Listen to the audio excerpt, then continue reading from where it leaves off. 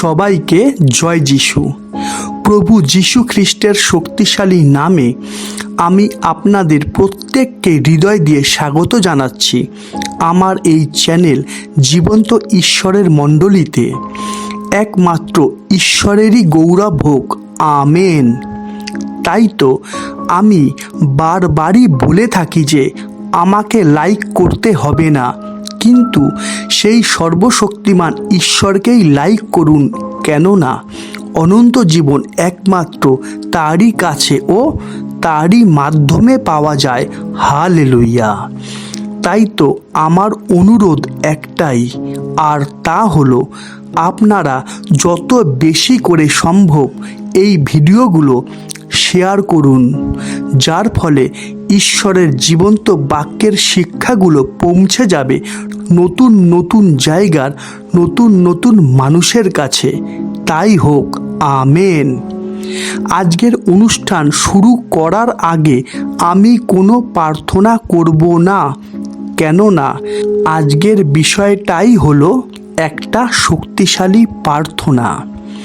আমি আবারও বলছি, আজকের বিষয় হলো একটা শক্তিশালী প্রার্থনা, যে প্রার্থনার মধ্যে কোনো জাগতিক সুখ অভিলাষ নেই, কিন্তু এই প্রার্থনার মধ্যে আছে ঈশ্বরের ইচ্ছা, ঈশ্বরের শিক্ষা ও পরিকল্পনা।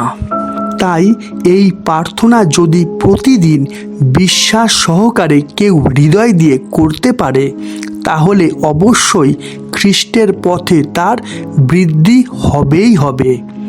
তবে একটা কথা মাথায় রাখতে হবে যে শুধু প্রার্থনা করলেই চলবে না, কিন্তু প্রার্থনায় বলা কথাগুলো আমাদের মাথায় রাখতে হবে ও সেইভাবেই জীবনযাপন করতে হবে, কেননা লেখাই আছে। আমরা দেখি যাকব 2:26। বাস্তবিক যেমন আত্মাবিহীন দেহ মৃত, তেমনি কর্মবিহীন বিশ্বাসও মৃত।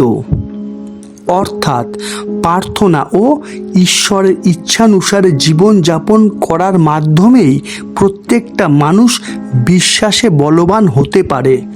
আর যে বিশ্বাসে বলবান হবে তার পক্ষে সকলই সাধ্য, কেননা প্রভু যিশুই বলেছেন। আমরা দেখি যোহন 11:40। যিশু তাহাকে কহিলেন, আমি কি তোমাকে বলি নাই যে যদি বিশ্বাস করো তবে ঈশ্বরের মহিমা দেখিতে পাইবে? হালেলুয়া। তাই আসুন আর দেরি না করে আমরা সেই শক্তিশালী প্রার্থনাটা শিখে নিই, যার দ্বারা আমরা ঈশ্বরের যোগ্য সন্তান ও উত্তম যোদ্ধা রূপে গড়ে উঠতে পারব। ঈশ্বরই প্রত্যেককে বোঝার ও গ্রাহ্য করার শক্তি প্রদান করুন, আমেন। আসুন আমি প্রার্থনাটা আপনাদের সামনে তুলে ধরছি। আপনারা প্রার্থনাটা আপনাদের খাতায় লিখে রাখুন, যার দ্বারা আপনারা প্রতিদিন সেই খাতা দেখে এই শক্তিশালী প্রার্থনাটা করতে পারবেন। প্রভু তোমায় ধন্যবাদ দিই, কেননা তুমি আমাদেরকে অন্ধকারের কর্তৃত্ব থেকে উদ্ধার করে আপন প্রেমভূমি পুত্রের রাজ্যে আনয়ন করেছ। তাই তো ইহাতেই আমরা মুক্তি ও পাপের মোচন প্রাপ্ত হয়েছি। আমরা সমস্ত আত্মিক জ্ঞানে ও বুদ্ধিতে তোমার ইচ্ছার তত্ত্বজ্ঞানে পূর্ণ হয়েছি, আর তদ্বারা তোমার যোগ্যরূপে সর্বতোভাবে প্রীতিজনক আচরণ করে সমস্ত সৎকর্মে ফলবান ও ঈশ্বরের তত্ত্বজ্ঞানে বধিষ্ণু হয়েছি। আনন্দের সহিত সম্পূর্ণ ধৈর্য ও সহিষ্ণুতা প্রকাশার্থে তোমার প্রতাপের পরাক্রম অনুসারে সমস্ত শক্তিতে শক্তিমান হয়েছি।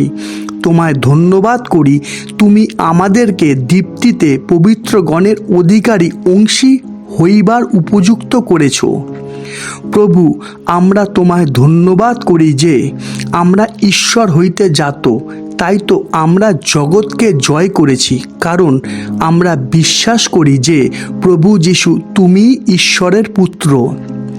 তাই তো আমরা জগৎকে জয় করেছি, কারণ তুমি আমাদের মধ্যবর্তী, আর তুমি জগতের মধ্যবর্তী ব্যক্তি অপেক্ষা মহান। প্রভু, তুমি নিকটবর্তী, তাই তো আমরা কোনো বিষয়ে ভাবিত হই না, কিন্তু সর্ববিষয় প্রার্থনা ও বিনতি দ্বারা ধন্যবাদ সহকারে আমাদের যাচনা সকল তোমাকে জ্ঞাত করি। তাই তো সমস্ত চিন্তার অতীত যে ঈশ্বরের শান্তি, তা আমাদের হৃদয় ও মন খ্রিস্ট যিশুতে রক্ষা করছে। সদাপ্রভু, তুমি আমাদের জ্যোতি, তুমি আমাদের পরিত্রাণ, তাই তো আমরা ভয় পাই না, কারণ তুমি আমাদের জীবন দুর্গ।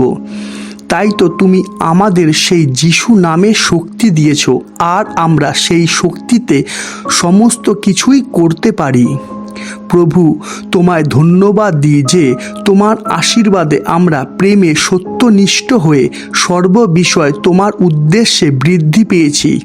তাই তো আমাদের মুখ থেকে কোনো প্রকার কদালাপ বাহির হয় না, কিন্তু প্রয়োজন মতে গাঁথিয়া তুলিবার জন্য সদালাপ বাহির হয়। তাই তো যাহারা শুনে তাহাদিগকে তুমি অনুগ্রহ দান করো। আশীর্বাদ করো প্রভু, যেন তোমার সেই পবিত্র আত্মাকে আমরা দুঃখিত না করি, যার দ্বারা আমরা মুক্তির দিনের অপেক্ষায় মুদ্রাঙ্কিত হয়েছি। আমরা জানি প্রভু যিশু, তোমার পিতা আমাদেরকে তোমার হাতে দিয়েছেন, আর সেই পিতাই সর্বাপেক্ষা মহান।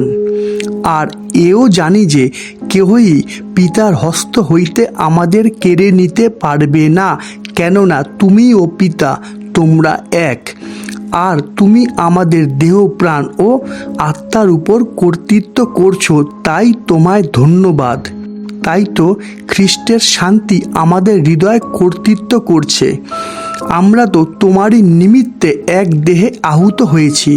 প্রভু, আমরা তোমার বাক্যে অবধান করেছি, তোমার কথায় কর্ণপাত করেছি। তোমার বাক্য আমাদের দৃষ্টির বহির্ভূত হয়নি। তোমার বাক্য আমরা আমাদের হৃদয়ের মধ্যে রেখেছি, কারণ তাই আমাদের পক্ষে জীবন, আমাদের সর্বাঙ্গের স্বাস্থ্যস্বরূপ। আমরা জানি প্রভু, আমরাই তো জীবন্ত ঈশ্বরের মন্দির। তাই তো তুমি আমাদের মধ্যে বসতি করেছো, গমনাগমন করছো, আর তুমি আমাদের ঈশ্বর ও আমরা তোমার প্রজা হয়েছি। আমরা জানি প্রভু যিশু, তুমি আমাদের জন্য তোমার প্রাণ সমর্পণ করেছো। তাই তো আমরা জীবন পেয়েছি, উপচয় পেয়েছি। তুমি নিজ গৌরবে ও সদ্গুণে আমাদেরকে আহ্বান করেছো। তোমার তত্ত্ব জ্ঞান দ্বারা, তোমার শক্তিতে আমাদেরকে জীবন ও ভক্তি সম্বন্ধীয় সমস্ত বিষয় প্রদান করেছো। আর ওই গৌরবে ও উৎকর্ষে তুমি আমাদেরকে মহামূল্য অথচ অতি মহৎ প্রতিজ্ঞা সকল প্রদান করেছ। তাই তো আমরা অভিলাষমূলক সংসারব্যাপী ক্ষয় হইতে পলায়ন করে ঈশ্বরীয় স্বভাবের সহভাগী হয়েছি। তাই তো তুমি আমাদের সপক্ষ, আর আমাদের বিপক্ষে কেউ দাঁড়াতে পারে না। আমরা খ্রিস্ট যিশুতে আছি, তাই তো আমাদের কোনো দণ্ডাজ্ঞা নেই। আমরা বিশ্বাস করেছি, তাই তো এই চিহ্নগুলো আমাদের অনুবর্তী হয়েছে। আমরা তোমার সেই যিশু নামে ভূত ছাড়াই, আমরা নূতন ভাষায় কথা বলি, আমরা সর্প তুলি, আর প্রাণনাশক কিছু পান করিলেও তাহাতে কোনো মতে আমাদের হানি হয় না। আমরা পীড়িতদের উপরে হস্তার্পণ করি, আর তারা যিশু নামে সুস্থ হয়। আমরা যিশু নামে সমস্তই করতে পারি। তুমি আমাদেরকে স্বর্গরাজ্যের চাবিগুলি দিয়েছ। তাই তো আমরা এই পৃথিবীতে যাহা কিছু বদ্ধ করি, তাহা স্বর্গরাজ্যে বদ্ধ হয়, আর এই পৃথিবীতে যাহা কিছু মুক্ত করি, তাহা স্বর্গরাজ্যে মুক্ত হয়। তাই তো আমরা তোমার নামে পিতার কাছে যা কিছু যাচনা করি, আর সেই স্বর্গস্থ পিতা তোমার নামে আমাদেরকে তা দেন। তাই তো তোমায় ধন্যবাদ। আমরা তোমার শক্তির পরাক্রমে বলবান হয়েছি, তোমার সমগ্র যুদ্ধসজ্জা পরিধান করেছি। তাই তো আমরা দিয়াবলের নানাবিধ চাতুরীর সম্মুখে দাঁড়াইতে পারি, কেননা আমরা জানি রক্ত রক্ত মাংসের সহিত নয়, কিন্তু অধিপত্য সকলের সহিত, কর্তৃত্ব সকলের সহিত, এই অন্ধকারের জগৎপতিদের সহিত, স্বর্গীয় স্থানে দুষ্টতার আত্মাগণের সহিত আমাদের মল্লযুদ্ধ হচ্ছে। তাই তো আমরা বিশ্বাসের ঢাল গ্রহণ করেছি, যার দ্বারা আমরা পাপ আত্মার সমস্ত অগ্নিবাণকে নির্বাণ করতে পারি যিশু নামে। আমরা জানি প্রভু, আমরা তোমাতে পুণ্যীকৃত হয়েছি, আর তুমি সমস্ত অধিপত্যের ও কর্তৃত্বের মস্তক। আর আমরা তোমারই রচনা, খ্রিস্ট যিশুতে বিবিধ সৎক্রিয়ার নিমিত্ত সৃষ্ট, যা ঈশ্বর পূর্বে প্রস্তুত করেছিলেন। তাই তো আমরা তোমার পথে চলতে পারছি। তাই তো আমরা সাহসপূর্বক অনুগ্রহ সিংহাসনের নিকটে উপস্থিত হয়েছি, আর দয়া লাভ করেছি ও সময়ের উপযোগী উপকারার্থে অনুগ্রহ প্রাপ্ত হয়েছি। বিশ্বাস করি, সজল নয়নে যে বীজ আমরা বপন করলাম, আনন্দগান সহ সেই শস্য আমরা কাটব। কারণ সদাপ্রভু তুমিই বলেছ, তোমার সংকল্প সকল ও আমাদের সংকল্প সকল এক নয়, এবং তোমার পথ সকল ও আমাদের পথ সকল এক নয়। কারণ ভূতল হইতে আকাশমণ্ডল যত উচ্চ, আমাদের পথ হইতে তোমার পথ ও আমাদের সংকল্প হইতে তোমার সংকল্প তত উচ্চ। বাস্তবিক যেমন বৃষ্টি বা হিম আকাশ হইতে নামিয়া আইসে আর সেখানে ফিরিয়া যায় না, কিন্তু ভূমিকে আর্দ্র করিয়া ফলবতী ও অঙ্কুরিত করে, এবং বপনকারীকে বীজ ও ভক্ষককে ভক্ষ দেয়, তোমার মুখ নির্গত বাক্য তেমনি হইবে, তাহা নিষ্ফল হইয়া তোমার কাছে ফিরিয়া যাইবে না, কিন্তু তুমি যাহা ইচ্ছা করো তাহা সম্পন্ন করিবে, এবং যে জন্য তাহা প্রেরণ করিয়াছ সে বিষয় সিদ্ধার্থ হইবে। তাই তো তোমায় ধন্যবাদ প্রভু, খ্রিস্ট যিশুর নামে ধন্যবাদ।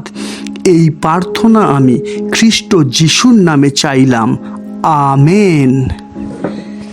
দেখুন, আমি এমন অনেক ভিডিও দেখেছি যার মধ্যে বলা হয়েছে যে এই প্রার্থনা করুন, আপনার সমস্ত সমস্যা দূর হয়ে যাবে, অথবা এই প্রার্থনার দ্বারা আপনার সমস্ত কষ্ট দুঃখ দূর হয়ে যাবে। দেখুন, এইগুলো শুনতে ভালো লাগলেও কথাগুলো কিন্তু সত্যি নয়।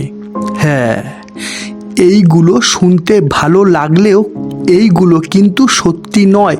কেননা যদি প্রার্থনা করলেই সমস্ত সমস্যা, কষ্ট, দুঃখ দূর হয়ে যেত, তাহলে তো ঈশ্বরের জীবন্ত বাক্যের শিক্ষার কোনো প্রয়োজন হতো না, তাই না? যেমন লেখা আছে, আমরা দেখি যিশায় 59 অধ্যায় 1-2 পদ। দেখো, সদাপ্রভুর হস্ত এমন খাটো নয় যে তিনি পরিত্রাণ করিতে পারেন না, তাহার কর্ণ এমন ভারী নয় যে তিনি শুনিতে পান না, কিন্তু তোমাদের অপরাধ সকল, তোমাদের ঈশ্বরের সহিত তোমাদের বিচ্ছেদ জন্মাইয়াছে, তোমাদের পাপ সকল তোমাদের হইতে তাহার শ্রীমুখ আচ্ছাদন করিয়াছে, এই জন্য তিনি শুনেন না। আশা করি পরিষ্কার। তাই তো আমাদের করণীয়, আমাদের পরিবর্তন হতে হবে, মন্দ আর মিথ্যে থেকে দূরে সরে এসে ঈশ্বরের ইচ্ছানুসারেই জীবনযাপন করতে হবে, যা সম্ভব শুধুমাত্র তার একটা বাক্য পালনেরই দ্বারা। আর সেই সঙ্গে আমাদের প্রার্থনা করতে হবে, যার ফলে আমাদের প্রার্থনা শক্তিশালী হবে ও ঈশ্বর আমাদের প্রার্থনা শুনবেন ও উত্তর দেবেন। যেমন লেখা আছে, আমরা দেখি জিহিজকেল 37 অধ্যায় 23 পদ। আর তাহারা আপনাদের পুত্তুলি ও জঘন্য বস্তু দ্বারা এবং আপনাদের কোনো অধর্ম দ্বারা আপনাদিগকে আর অশুচি করিবে না। হ্যাঁ, যে সকল স্থানে তাহারা পাপ করিয়াছে, তাহাদের সেই সকল বাসস্থান হইতে আমি তাহাদিগকে নিস্তার করিব এবং তাহাদিগকে সূচি করিব, তাহাতে তাহারা আমার প্রজা হইবে এবং আমি তাহাদের ঈশ্বর হইব। আমরা দেখি জিহিজকেল 37 অধ্যায় 26 থেকে 28 পদ। আর আমি তাহাদের জন্য শান্তির এক নিয়ম স্থির করিব, তাহাদের সহিত তাহা চিরস্থায়ী নিয়ম হইবে। আমি তাহাদিগকে বসাইব ও বাড়াইব এবং আপন ধর্মধাম চিরকালের জন্য তাহাদের মধ্যে স্থাপন করিব। আর আমার আবাস তাহাদের উপরে অবস্থিতি করিবে এবং আমি তাহাদের ঈশ্বর হইব ও তাহারা আমার প্রজা হইবে। তখন আমি যে ইসরায়েলের পবিত্রকারী সদাপ্রভু তাহা জাতিগণ জানিবে, কেননা তখন আমার ধর্মধাম তাহাদের মধ্যে চিরকাল থাকিবে। কি বোঝা যাচ্ছে তো যে কাদের প্রার্থনা শক্তিশালী হয়, অর্থাৎ কাদের প্রার্থনার উত্তর ঈশ্বর দিয়ে থাকেন। ঈশ্বর প্রত্যেককে পরিবর্তন করুন ও চেতনা প্রদান করুন। আমেন। আজ এতটাই। আবার দেখা হবে ঈশ্বরের জীবন্ত বাণীর নতুন কোনো শিক্ষা নিয়ে। ততক্ষণ সবাইকে জয় যিশু, জয় যিশু, জয় যিশু।